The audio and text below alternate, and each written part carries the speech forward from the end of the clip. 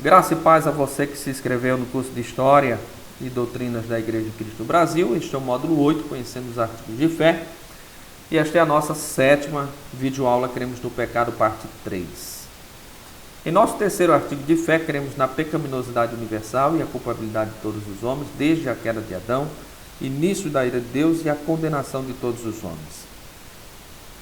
Estivemos em nossas duas últimas videoaulas examinando detalhadamente as verdades por detrás dessa declaração. Vimos como que, por causa do pecado de Adão, todos os homens se tornam pecadores e culpados perante o Deus justo. Por causa do pecado de Adão, todos foram expostos à ira de Deus e à condenação eterna. Bom, em nossa última videoaula, estivemos falando ainda de forma muito resumida a respeito da doutrina da imputação do pecado de Adão aos seus descendentes. Nesta nossa videoaula iremos examinar melhor e encontrarmos vestígios ou evidências no Antigo Testamento que afirmem essa doutrina. O princípio da representação. O princípio representativo está presente em toda a Escritura. A imputação do pecado de Adão, por exemplo, não é um fato isolado, muito menos uma verdade nova trazida à luz através do apóstolo Paulo. Vejamos alguns exemplos do princípio da representação que tornam possível a imputação. Em Gênesis capítulo 25, versos 27 a 34, lemos que por causa de Esaú, no caso do direito da primogenitura, toda a sua descendência ficou fora das promessas do pai.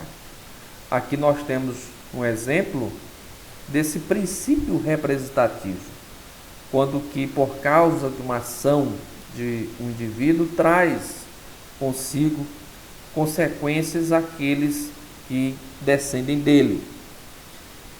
Deuteronômio 23, versos 3 a 4, lemos também acerca dos filhos de Moabe e Amon, que foram excluídos da congregação do Senhor para sempre, porque seus ancestrais se opuseram aos israelitas quando eles saíram do Egito.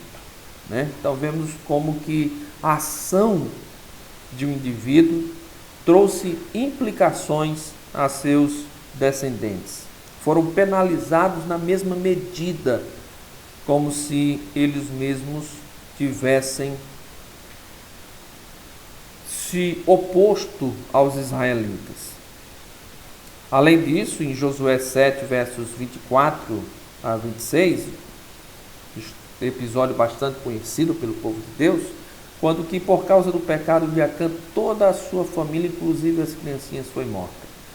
É óbvio que o pecado fora de Adão, mas toda a sua família foram penalizados por causa do pecado deste.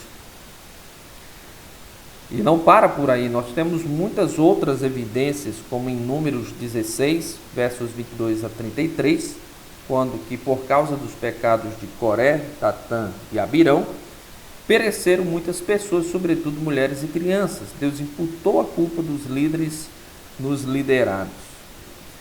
Conforme vemos, o princípio da representação não é nova, não é trazida pelo Novo Testamento como algo novo, como se o Antigo Testamento já não tivesse ensinado antes.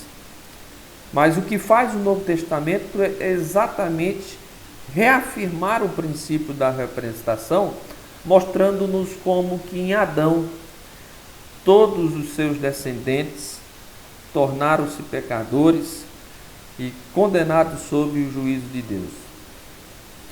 Além disso, vejamos também Deuteronômio 32, versos 18 a 25, quando lemos que por causa da maldade dos pais, as gerações dos filhos, especialmente os pequeninos de peito, sofrem as consequências.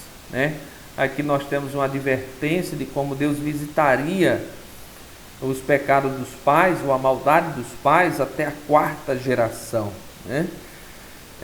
Então você percebe como que a ação de um indivíduo pode acarretar consequências aos seus descendentes ou às gerações seguintes. Segundo Samuel 12, versículo 10, lemos que por causa do pecado de Davi com Betseba e Urias, Deus disse: agora, pois, não se apartará a espada jamais da tua casa, porquanto me desprezaste e tomaste a mulher de Urias o heteu para ser tua mulher.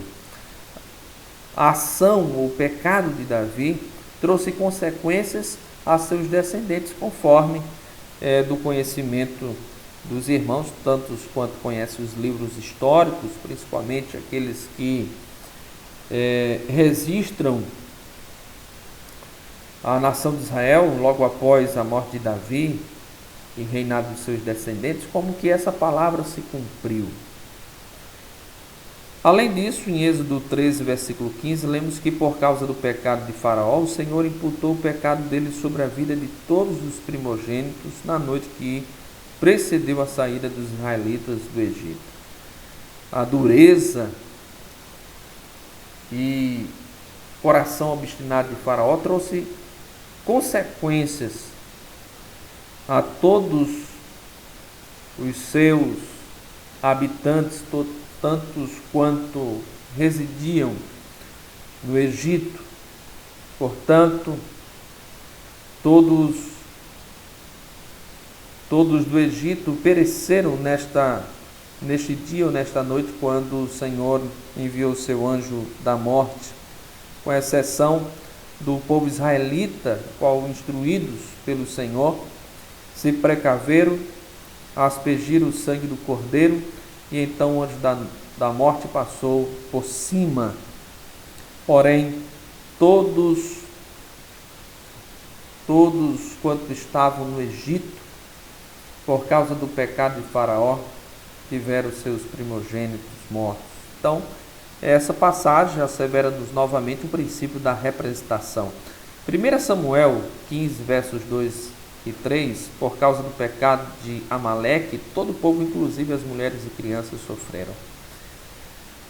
Ainda podemos dizer a respeito do princípio da representação, de que ele é aplicado também inversamente. Até então vimos referências